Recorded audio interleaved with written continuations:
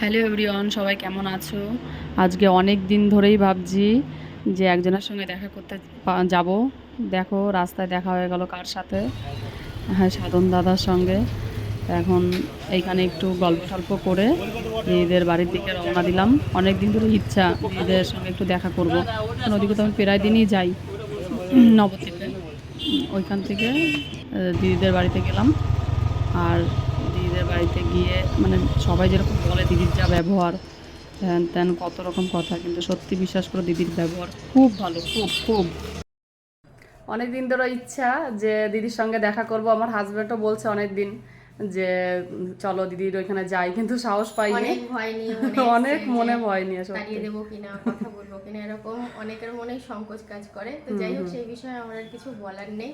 তোমরা যে যা বলবে আমি শুনে যাব। না না, সেরকম না। যারা যেরকম বলে, যাদের যেরকম মাইন্ড সে সেরকম বলে, কিন্তু আমরা সত্যি এসছি। কিন্তু দিদি এত ভালো, দাদার সঙ্গে রাস্তায় দেখা হয়েছে, সে আর চায়ের বলার মতো দোকানে না। নিশ্চয়ই হ্যাঁ, চায়ের দোকানে। ওটাই ওর ঠিকানা।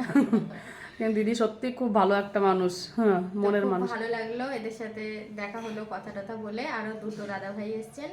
আর বলবো যে তোমরা অবশ্যই পাশে থেকো, সাপোর্ট করো। আমি তো বারবার বলে থাকি যে তোমাদের পাশে না, মানে তোমরা পাশে না থাকলে আমরা কাজটাই করতে পারবো না। সে তো অবশ্যই। আর তুমিও কাজ করো, একসাথে সবাই মিলে কাজ করবো, হ্যাঁ এটাই হ্যাঁ, অনেক। অবশ্যই। দিদির সাথে কথা বলে খুব ভালো লাগলো। দিদি খুব ভালো একটা মনের মানুষ। এবং সবার যদি এই ভিডিওটা ভালো লাগে একটু ফলো করে দিও। আর সবাই ভালো থেকো, সুস্থ থেকো, এটাই ভগবানের কাছে প্রার্থনা করছি। ওকে, বাই।